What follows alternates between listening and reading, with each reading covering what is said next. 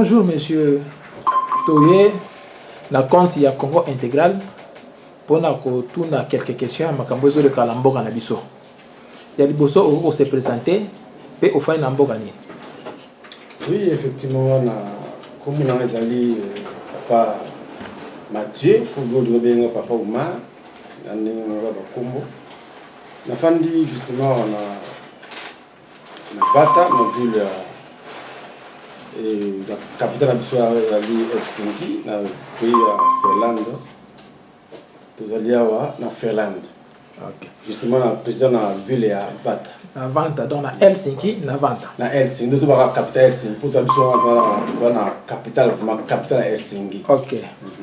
Question de Bossé Zali. Tu as tout le Congo, basé décision moko que le papa est quand dans la ville té, sandal est quand dans la ville té, coupé est quand dans la ville té, cinglé est quand dans la ville té.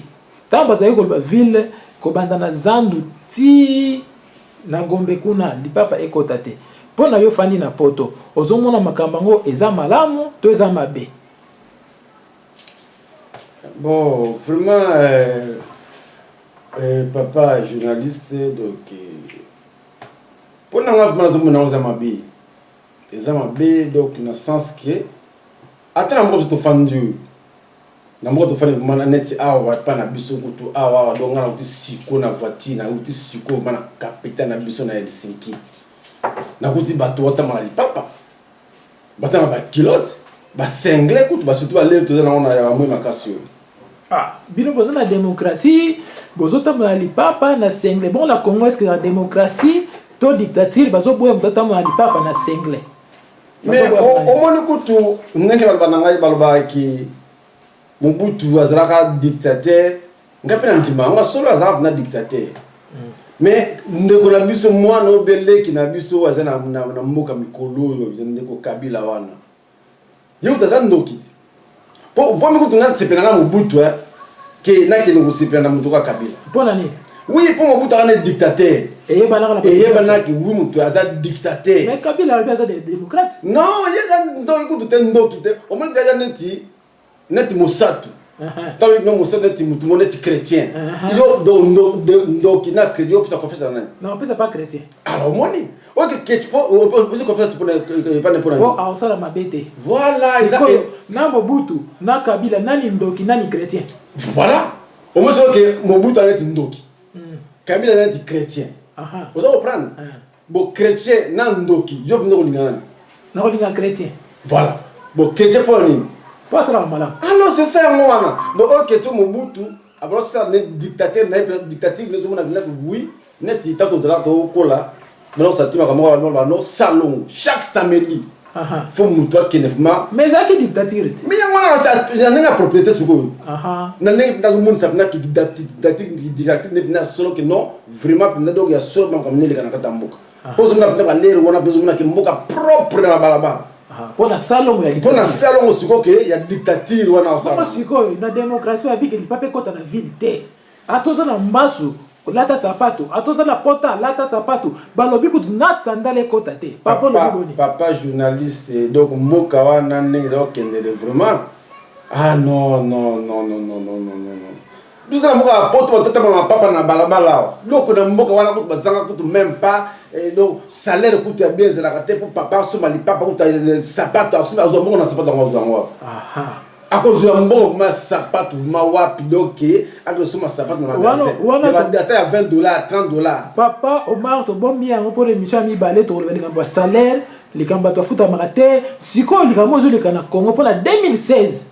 Ba bi que élection za na Congo. Mais mutu na mboka na biso Kabila na batu na ye na ba collabore nyonso balobi ke ba toucher constitution eza malamu to eza mabe. Papa na mboka wana mboka moko ya ba fana na planète mobo bango za na monde moko oyo monde à part. Bon monde à part donc bango ba yeba na kaka na marque na bango. Et pourquoi? Parce que ça va changer ba constitution ba finaka ba préélection pour chaque année chaque élection la ka ningwa na 2000 je crois 11 la ka boui première élection non tout changer constitution il y a au pédo ba changer effectivement ce que bachana qui tourne ngona so ba kena rapé qui na ndoko na voix normal donc muto ba linga ganete to boité na deuxième saison ya ngona ba kena sous o ba changer de sous pour ça ce qu'on est est-ce que ne pas changer bilo ngona et ali ba ba do bénéficier na est-ce que peuple ou bien donc ba ngaka ba bureau mais peuple ça bénéficier na te peuple to so ka peuple za roboya mais bango balobi ke Kachala aluka ba signature à côté na parlement ba voter yango pour ba toucher constitution toujours pour l'avantage na bango siko est-ce que ça la démocratie que ça dictature mais question na ça na ça que makamwa liboso na tunenga makamwa liboso na so que non one is the community kindoki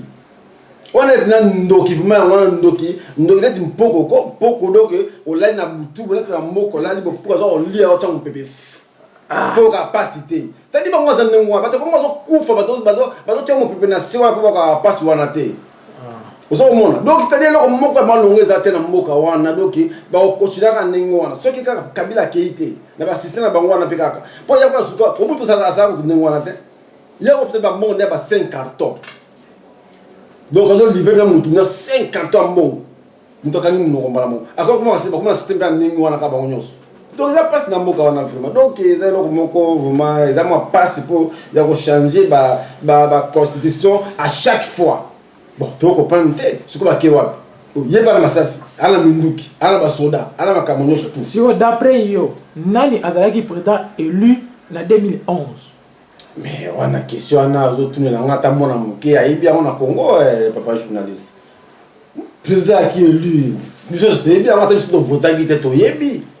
On a vraiment le besoin de tout yebi en mode même mutambutu mutazwa ki na ki président élu ala ki papa na biso wana Tshisekedi wa Mulumba yo mutala ki na président élu na Congo et bani mukio bimatini kutu partout ba yebi yango mais lelo yo le cas na masasiste ala minduki te bani te baboto la e imperum na e ok papa tozo yo tango ebele te tosepeli na ndenge ya bibiso na ndako na yo tokozonga mbala sima na actualité ya sika ezalaki bongo na micro ya Margot Amba Ekamba na kati ya Finlande na site na bino congointegral.com. Ciao papa, merci.